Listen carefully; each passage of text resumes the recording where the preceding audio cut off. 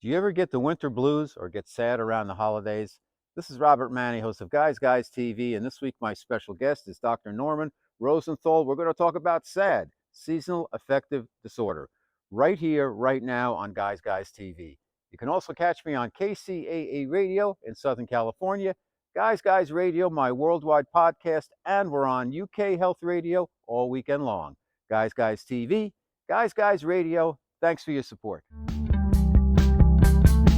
Okay, Guys Radio, it's the interview portion of our show, and today we're going to talk about SAD. What is SAD? It is seasonal affective disorder, and we've got the world's foremost authority on it. Joining us today, his name is Dr. Norman E. Rosenthal, MD. He is the premier thought leader on the subject, and we're going to talk about what SAD is, how it affects people, how you can combat it, and the name of the book is Defeating SAD, Seasonal Affective Disorder, A Guide to Health and Happiness Through All Seasons. And the other thing I love about what Dr. Rosenthal, my special guest today, is doing, he's written a lot of books about all aspects of transcendental meditation, how poetry can kind of keep you on the upbeat. He wrote another book called Winter Blues, but he's a world-renowned researcher and psychiatrist who led the team that first diagnosed really seasonal affective disorder and pioneered the light therapy that goes with it. He's a best-selling author, again, written books on adversity, another one called Supermind, Poetry RX, and he's also an executive coach and a very popular public speaker. I'm delighted he's on the show because there's so much information here, and this is the perfect time of year to talk about seasonal affective disorder.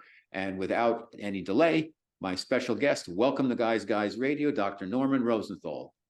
Thank you. Great to be here. Okay, let's start right at the beginning. For those who are not aware of what SAD is, what is it and how did you get involved with it? Well, it turns out that human beings are more seasonal than was generally thought. One of my early patients with SAD said, I should have been a bear because bears are allowed to hibernate, humans are not. And that was really prescient, in that it turns out that there is a sizable number of people who, when the days get short and dark, don't feel so terrific. They begin to overeat, oversleep, gain weight, withdraw from friends and family, and be just less functional, less competent. And the totality of these symptoms can cause people to be really depressed, stay at home, break up relationships because it's too much work for them, and pretty much bad news for anybody who's got it if you don't know what it is and what to do about it. How did you first determine, and what inspired you to become such a thought leader on this and do such a deep dive as you've done over the years? I mean, you've been doing this for like 40 years. You are probably the world's preeminent expert on SAD. Well, when I grew up, it was in South Africa, where the seasons were very mild. There was a lot of sunshine around, and SAD was the last thing on my mind. And then I came to New York City, and the daylight savings time change occurred. And one day I'm walking out of my office, and all of a sudden I'm hit by this wave of darkness that I'd never had before, because it was the first day after the time change. And I felt a sort of chill come over me. And that was the beginning of my first winter in the North. And realizing that I was not the same person. I was slowed down. I was not as effective. I thought back on all the things I'd undertaken in the summer and thought I must be crazy to have taken on all that stuff. And that went through the winter. And then when it passed, I thought, now, what was that all about? That was a fuss for nothing, but it happened 3 times until I came down to the National Institute of Mental Health here in Bethesda, Maryland, where I joined a team that was working with mood disorders, rhythms, and light. And that's when the whole story came together. We found a person who had the seasonal problem much worse than I did, exposed him to bright light during one of his winter depressions, and bingo, out he came. He was great. And that was the beginning of what became a 4-decade study in this particular condition, which I named and have studied ever since. Okay. A few just level set questions for you. You said New York City. So is this phenomena more skewed towards people in northern climates in the northern hemisphere? I know that the suicide rate and the depression rate is higher in some of the Scandinavian countries, even though they have a lot of happy people there. Do you think it's definitely related to, is it the weather also, or is it just the light? Well, the weather and the light go hand in hand, but I think the further north you are, the more darkness you are exposed to.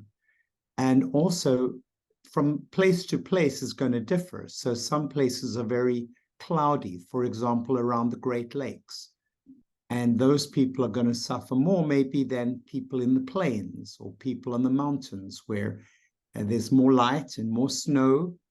And so I think it's a mixture of the day length and the amount of light combined together to cause the symptoms of SAD. And doctor, do you think that culture also plays a factor in this? The American fast pace of life and the stress, and particularly in some of the big urban centers like New York, versus other places around the country and also around the world where there's more work to live versus live to work type of mentality. Is that a factor that coexists with SAD? Is there a connection there? Definitely, there is. And when people ask what are the causes of SAD, I say 3 things. You've got a biological loading for SAD. There's a lack of light, like in the winter, and then there's stress. If you are stressed on top of these other factors, like if you've got to keep working all year round and just as hard and keep your numbers up, make your living and whatever, that kind of stress coupled with these other factors can push you down into the doldrums. You know, it's amazing. We were just back in the New York, New Jersey area, and we went to Rockefeller Center. I lived in New York City for over 30 years. And I took my wife and my young son up to Rock Center to see the tree. It was the first weekend. And I have never seen a bigger crush of humanity in that area. And as joyful as the holidays you want them to be, there was no joy. It was just people holding up their phones to take photos. And I'm wondering, did the holidays factor in SAD? Is it something that actually makes people sad instead of joyous? You know, there are so many factors at work. Holidays can be very stressful. But the other thing is maybe New York City's changed a little bit in recent years since the pandemic and since the various other things. I did spend my first 3 years in this country in New York, and I remember visiting many, many times what a joyful place Manhattan is. Yeah. I have not been quite as familiar with it in recent years, but some people tell me it's not quite the same. Yeah, I would agree with that wholeheartedly. I don't want to get off subject or anything, but it is, you know, it is a factor. After the pandemic, I noticed each time I would go back like once or twice a year, the vibration seemed to shift a little bit. This is as close as it's been to be back to normal. How I was back about a month ago. However, with the holiday crush on, I didn't find it joyful. It was very stressful, and people were grumpy. And you know, people are great, but in this type of situation, when there's so many of them and you're just crushed all the time, it was just a stressful situation. So let's shift a little bit. My special guest is Dr. Norman Rosenthal. We're talking about SAD, seasonal affective disorder, here on Guys Radio. You mentioned light, and that seems to be the key word with measuring SAD, treating SAD. How do you do measurements for people to know if they have SAD, and then how do you prescribe light therapy for them? There are some simple questions that you can ask. You know, when the seasons change, do you feel a change in your mood? Do you feel a change in your appetite? Do you gain weight? Do you need more sleep? These questions have been established, and you can add them up. And in fact, I have the table right there in my book. And you can sort of self-diagnose to get a good picture of whether you are one of these people who are having difficulty in the winter. Some people may not even need that list. They say, yeah, that's me. But it's there if you want to measure it. People like to measure things. And then you really then need to say, okay, I've had this. What was I like last Thanksgiving, the one before Christmas passed? And you'll realize that there's this pattern that starts maybe September, October, and gets worse as the December comes and stays with you through January and February. And only when the spring comes do you feel a lightening of your mood and your spirits. And that is a very characteristic pattern. And then, of course, once you made that diagnosis, then you can start thinking about, well, what can I do to make it feel better? Now, everybody goes through some of this every year where I've never personally been affected by SAD, except it's dark out. I don't like that. I like the sunlight. But I don't get depressed. I just kind of deal with it. I'm not anything special. I'm just a person, and this is how it impacts me or doesn't impact me. Are there some factors biologically within people that make some people are affected more than others, or is it more of a psychological issue? Well, we have not isolated the biological factors, yet it almost certainly is. There are many studies that have been done, and some are suggestive that maybe there's not enough serotonin, which is one of the brain neurotransmitters that is important in mood regulation. So there are some pointers, but nobody has done a measurement and said, oh, not enough vitamin D, not enough this. It's not that simple. But I think we have to assume that there are some biological factors. And then, of course, there are emotional factors as well that may be seasonal. Somebody who loses his job around the wintertime for whatever reason. But mostly, I think it's a biological thing. It comes with your genetics and with your biology. And when we become smarter, we'll figure out the mechanisms more accurately. As it stands, however, we do know that the light therapy can be very helpful, as can many other things. There are many other ways to game the system, so to speak. Last question on just why some people get it and other people don't. For individuals, let's say somebody usually doesn't get it. Can you get it like 1 year and then it becomes a pattern? Or you can get it 1 year and then the next year you don't have it again? Or it just becomes random? How does that work? Is there any type of pattern to all of this, doctor? Yes, there is. And usually you can pinpoint it. For example, if you retire from work and now you can sleep in much more easily, maybe you won't get it after you can sleep in as much as you did when you were working hard. Or, there may be that you change your location. Maybe you were in a basement apartment and now you've moved to a penthouse with lots of light. So there are many things that can influence the development. One of the most interesting cases was a man who in his mid-50s developed SAD for the first time. And I thought that's really unusual. It turned out the year before he developed the SAD, he'd had a motor accident and he damaged one of his eyes and a cataract had grown over. So he was having half of his light blocked from him. And that year he developed SAD because he wasn't getting the input. So there are many ways that it can develop, but the most important thing is to recognize the symptoms, because once you've got the picture, once you've got the key, you can really then open the vistas for yourself. How about age? Is age a factor? How about like kids? Kids are, it used to be at least they'd be outdoors all the time playing around. Now, a lot of times they're on the screen like the rest of us. But do kids get SAD? They do. Then it's not as common. They get more SAD as they go through their teen years. And in particular in girls, after puberty, that's when the SAD is most likely to kick in. suggesting there's something about the hormonal changes that contributes to the symptoms. How about seniors? Seniors, not quite so much. I think seniors are often downscaling, downloading, not working quite as hard as they did once, and able to enjoy themselves more and not have to get up at the crack of dawn to go to work. And life can in many ways be easier for them, and that can be helpful to their SAD. Fantastic.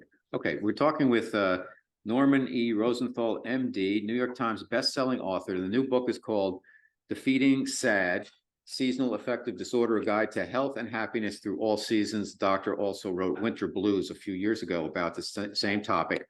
So you do ask some questions, you have some parameters to figure out if somebody has SAD and how acute it is or how deep it is. And then the defeating SAD comes down to, in many cases, the use of light. Talk to us about light. What type of light is it? They say that sunshine, helps people, keeps them kind of on the happy side.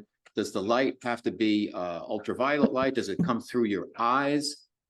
What happens when you wear glasses or sunglasses if you're in a sunny climate? And then let's get into light boxes and things like that. But let's first start with the whole aspect of how light is, the importance of light, what type of light we need to defeat SAD with. Well, the first thing we want to know is that it's visible light. It's light coming through the eyes, not primarily on the skin.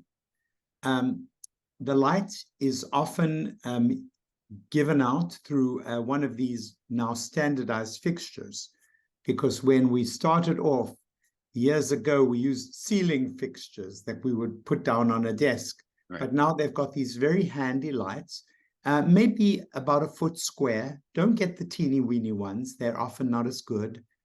They give out white light, and you sit in front of them maybe for 20, 25, 30 minutes in the morning.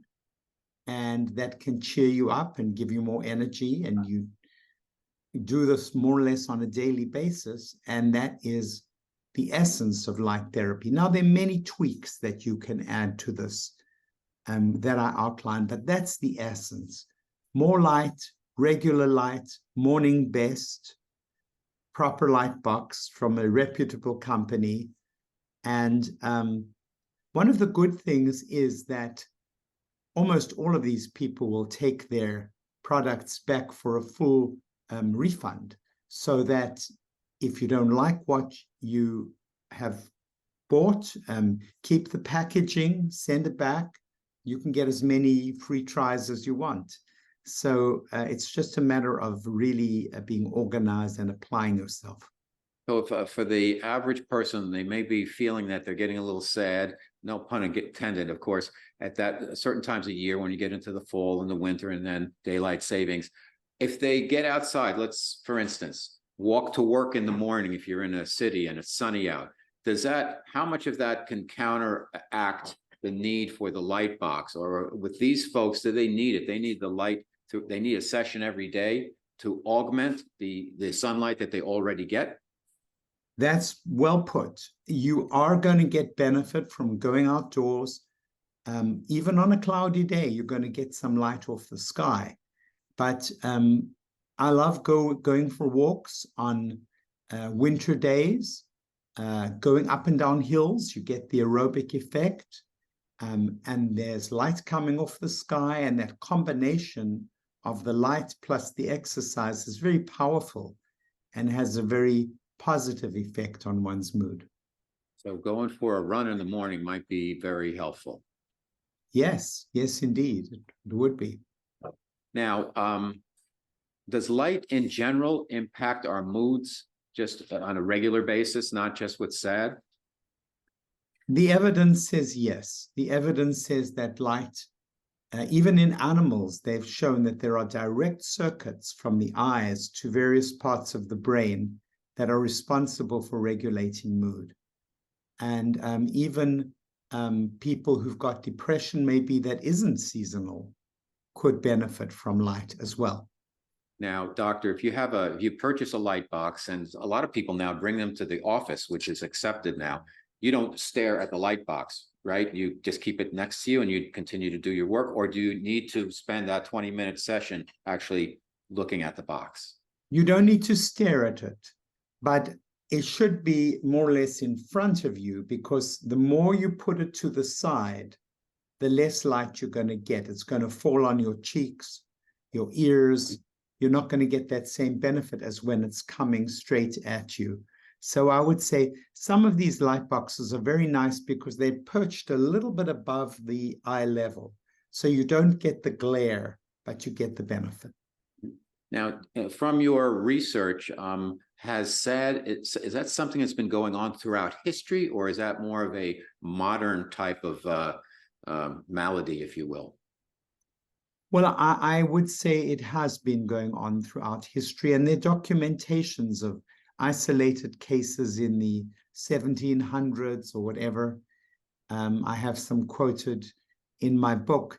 I think when you get to the pre-electric light stage, I think people were often staying indoors, meaning in caves or wherever, during the dark hours, and only getting out and about during the daylight hours.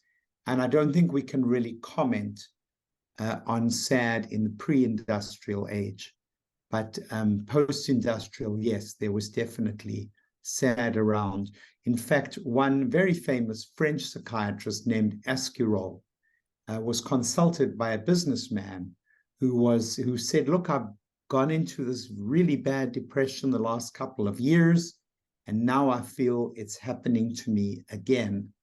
And he was up there in Paris, and Esquirol said, you've got to go down to the south of Italy and stay there until the end of the winter, and then you can come back. And that was the first documented case of SAD cured by an environmental cure. That's a nice prescription. I love that. South of Italy. Sadness is an emotion. From a psychological standpoint, what do we know about the seasonal affective disorder and the sadness itself? The kind of congruence between the two, and psychologically, what does that really mean? One thing we know is that the sadness is just part of the picture. So much of the picture of what we call sad is physical. The low energy, the need for more sleep, the need for more eating, the focus on carbohydrates, etc., etc. A lot of these things are very physical, accompanying the mood changes that occur as well. So in general, proper diet can impact your mood. So staying away from the processed foods, staying away from too many, those carbs that create sugar in your blood system, and eating cleaner is organic, better for you, and can impact your mood also. Is that what you're suggesting? Yes, I would. And in fact, after dealing with light therapy in the book, I talk about foundational habits, the kind of habits that are going to keep you well through the winter. Managing your food, as we've just been discussing, and your weight is important. Exercise, meditation, sleep. These are fundamental things that if you attend to them, you're more likely to do well. Well, I hope we have a little time towards the end of the show, because I know you've written a book on transcendental meditation. I've been meditating every day for about 5 years, and it's changed my life in a very, very positive way. Because even though certain things trigger me, I'm a modern man, but for the most part, it's really made a difference in keeping me kind of above the fray, witnessing and not getting sucked into all the drama all the time. And maybe we can get into that a little bit. My special guest, Dr. Norman Rosenthal, the world-renowned psychiatrist, best-selling author. The new book is Defeating SAD, Seasonal Affective Disorder. We talked about, touched on glasses. And as you know, so many of us wear glasses like we're wearing right now, Doctor. How does that impact the light getting through to our eyes? Because so many people not only wear glasses, they have progressives, transitionals, etc. Is this a factor? Do we need to take our glasses off sometimes to get the pure light in through our eyes, or is this blocked by our glasses? Regular glasses like I'm wearing, and I think probably you're wearing, are not going to affect matters. There are some that are sort of, they darken in the presence of light. They are gray tint or whatever. And so once you are actually reducing the amount of light coming in, you are definitely in that territory where you could be affecting the light treatment effect. So I would watch out if it's dark glasses or changing glasses, but regular glasses are fine. How about, I know this is kind of out of left field, but how about like the red laser? Some people actually shine red laser into their eyes and have shown improvements in their vision. Can this impact SAD at all? I know there is a growing literature on red light, but this is not something that's been studied in SAD, nor would I encourage people to shine lasers into their eyes. I would be careful. And I would stick with what's well established, because, you know, our eyes are pretty precious things, and I think we want to treat them with a great deal of care. In the book, you mentioned two things, CBT and ANT. Could you discuss those with us, define them, and tell us how you use them in your work? Because you have a process, and it seems to be very successful. And obviously, there's a lot of common sense that goes through how we live our lives. Eat good foods, get some sunshine, exercise. But beyond that, there's some other things that we should be aware of. So you use CBT and ANT as some techniques, if you will. CBT is cognitive behavior therapy. Now, behavior, it makes sense, would make a difference to people with SAD, because we've just been talking. If you are sitting on a couch with a bag of donuts in a darkened room, or in your bed with the covers over your head, that's one thing. But if you're out and about walking the hills and looking up at the sky and having a good time, that feeds back onto your mood. And so any good therapist is going to encourage her or his patients to embrace a lot of exercise and exposing themselves to natural light. So the behavioral piece is definitely there. The other thing about the behavioral piece is we get a lot of pleasure from interacting with people, having lunch with people and doing other things that are fun, hanging out, exercising, all these kinds of things, playing golf, whatever it is. We can get a lot of pleasure from that. Now, if we have SAD and we decide we no longer have the incentive to make arrangements, well, then we're doing a very unfortunate thing for ourselves, because that may be the very thing we need to do. So I would say that keep your plans, your social engagements, your sporting engagements, your regular contacts with people who just make you feel good because you like to be around them. Don't give those up. So that's the whole behavioral side. Pardon me a sec. Are there support groups at all for people with SAD? There's a wonderful Facebook page that I would encourage people. It's very good. They're so helpful to people there, and lots of questions that you can ask and that will be answered. So I pop in periodically and interact with my friends, and I think we all have fun, and we all are also serious because we want to help one another. So yes, there are support groups, and I encourage them. Let's get back for a moment to ANTs. Exactly. Those are automatic negative thoughts. And, they help people to work on them. Let's say that I want to date for Saturday night, and I make a call and I say, are you available? And the person at the other end says, sorry, no go. And then I can respond in different ways. I can say, well, that person doesn't like me, and nobody's going to like me. and I'll never get a date. You know, when you're depressed, you can go along these negative chains, the automatic negative thoughts, ANTs, or you can challenge those. You can say, well, maybe that person has another engagement. Maybe that person is committed to somebody else, and on and on and on. You can look for alternative explanations that don't leave you feeling like you're the most unpopular person in the world. And these are, you know, brilliant, innovative therapeutic techniques. They started with Albert Ellis right there in Central Park, or one of the parks. He sat down on a bench and he thought, I wonder, no women would talk to me if I went up and talked to them. And he said, well, I don't know that. Let me see. I'll count the number of conversations I try to make and see how many I succeed. And he tried it 100 times. And guess what? 30 people were willing to have conversations with him. And he said, there you are. If I hadn't put it to the test, I wouldn't have known that 3 out of every 10 women is willing to talk to me.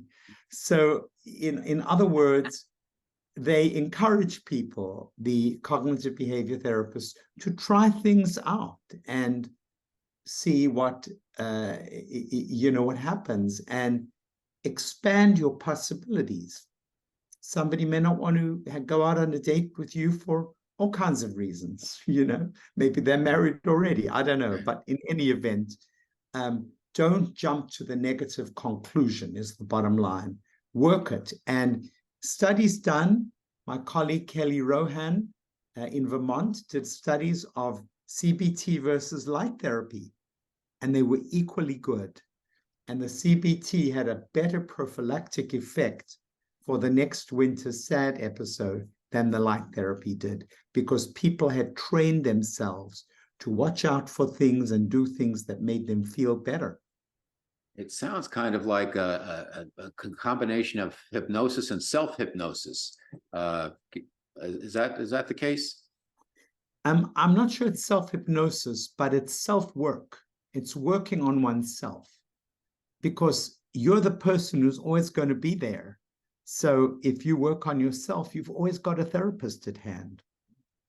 Are there any technological advances on the horizon, doctor, whereas you could wear maybe a pair of glasses that bring in light in a safe way to keep your mood up during the winter months?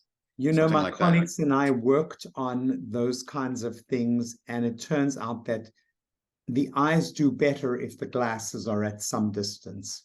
Bring those lights to, the eyes do better if one's light is at a bit of a distance. If the light is too close to the eyes, A, the data isn't there, and B, it could be harmful.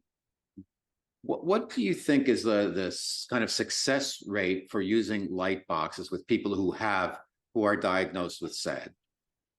Well, how long does it take also? Well, within a week, you should get an effect. That's amazing. If you only use the light box, you may only get a partial result. But if you add the light to the exercise, to the cognitive behavior stuff, even an antidepressant if you need it, you're going to get almost 100% feeling pretty good. If not 100%, they're going to feel pretty good. And that's why I've used the term defeating SAD, because after all this time, seeing how when you combine these treatments together, there may be 2 or more, when you combine these treatments together, you will help almost 100% of people. That's an incredible success rate. And it's all natural. The light box, what is a light box? Typical light box cost for somebody who wants to have one at home to use just to kind of keep their mood up during the winter months? $150 or less. Mm-hmm. There's some smaller ones that are cheaper, but I think that they're not that expensive. And if you count it, compare it to therapy sessions, maybe for 1, 2, or 3 therapy sessions, you can have all the light boxes you need. Have you ever experienced SAD, doctor? Oh, yeah, that's how I knew that something funny was going on, because I had not had it in South Africa. And when I came to New York City, up there on 168th Street, Presbyterian Hospital, Yep. it was, I didn't know what hit me. The dark was so unfamiliar to me. And it was quite something. Just that visceral experience convinced me that something was going on. And I started adding light into my bedroom very early on, and immediately saw the benefits. For our listeners and viewers at home, doctor, if they wanted to do a quick self-assessment before determining, hey, I have to see a professional on this, I have to get a light box, what are some of the things they can do to check themselves? Well, I would suggest you go check out my website. It's got a scale that you can look at that'll tell you how likely you might be to have SAD or winter blues, which is the milder version. You know, if you get SAD, you mean you've really got it badly. The winter blues can be mild, but even mild can be a real pain in the neck. You know, imagine you're running a podcast. You've got to be able to generate a lot of affect and personality, otherwise people are going to tune you out. And so you don't want the winter blues. And you know, or if I'm a writer, I want my prose to sparkle. I don't want it to be dull and people just sort of flip the page on me and go somewhere else because I'm too dull and boring. So I think you don't want that's the winter blues, because it's not terrible, but it's not nice. Then you got SAD, where you're actually having symptoms. But anyway, back to your question. People can go to my website, normanrosenthal.com. You'll find a lot of information there, and take it from there. And of course, my new book, which really summarizes, distills what I've learned over the last 40 years. Well, real quick, we have a few moments left. Talk to us quickly, a quick overview on your other books. Well, I love transcendental meditation. There's a whole story about how I got back into it again. I do it regularly, pretty much on a daily basis. It is a wonderful process to open up one's brain, take you into a nicer place, very relaxing, very good for your health. So I wrote Transcendence, and I followed that up with Supermind. I have long believed in the healing power of poetry, and the book just before defeating SAD was called Poetry RX. That got chosen as one of the 8 best books of the year by the Well Group in the New York Times. It's a personal favorite of mine. My memoir, which is also a mix of a memoir and a self-help, is called The Gift of Adversity: How Things Often Turn Out Best When They Go Wrong, which is paradoxical, but a lot of people have found that to be the case. So these are some of the books that I have enjoyed the most writing and sharing with my readers. Oh, fantastic. I love the idea, the gift of adversity, because so many times in life, something happens to us and we think it's the worst thing in the world. And it actually is the biggest gift we could ever receive based on what happens. And a lot of times we don't get the things we want, but it actually turns out to be a gift also. So I'm sure you get into all of that. And with transcendental meditation, quick question on meditation, and then we'll wrap it up. How important is it to do transcendental meditation versus traditional meditation? I do 2 types. For example, I do 2 types of meditation. One, I do kind of a guided meditation where I do some affirmations, I go through some visualizations, etc. And another type, and I kind of do it every other day, I'll just go to a place where I'm just like, I'm nothing. And I stay in that nothing space, and whatever comes in, comes in. But I don't do transcendental meditation because I was never trained in that. What's the importance of that, and is it necessary, TM?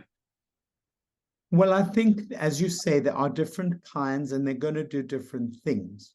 The thing that I like about TM, one of the things, is it's easy for me to do. Whereas when I've had to do mindfulness and concentrate on things, it's not so easy. So I think that that's one of the reasons why I've gravitated towards it. There's a lot of data on it. It's a very standard way of teaching it so that you know you're getting it from the horse's mouth, so to speak. So those are some of the reasons why I've been drawn to it and written about it. Mindfulness is hugely popular and has a huge number of followers. These come from different traditions. Mindfulness from the Buddhist tradition, TM from the Vedic tradition, and then guided meditations. I think all of this is good. It's all behaviors of people who are trying to become happier, better, more balanced people. How can you go wrong? Excellent. Maybe fodder for another conversation. We'll do one on meditation if you're interested. It would be my pleasure. Very great pleasure talking with you. My pleasure also, Dr. Norman E. Rosenthal, MD, New York Times bestselling author, the new book, Defeating SAD, Seasonal Affective Disorder, A Guide to Health and Happiness Through All Seasons. Thank you so much, Dr. Rosenthal, and everybody can find you at your website, which is? normanrosenthal.com. There it goes. Okay, thank you so much, Doctor. We'll see you again, and thanks for being on the show. Happy holidays to you, and God bless. Thank you. Same to you. Enjoy the guests and content I bring you each and every week to Guys TV and Guys Radio. Please support us by subscribing to our channels and platforms. Thank you.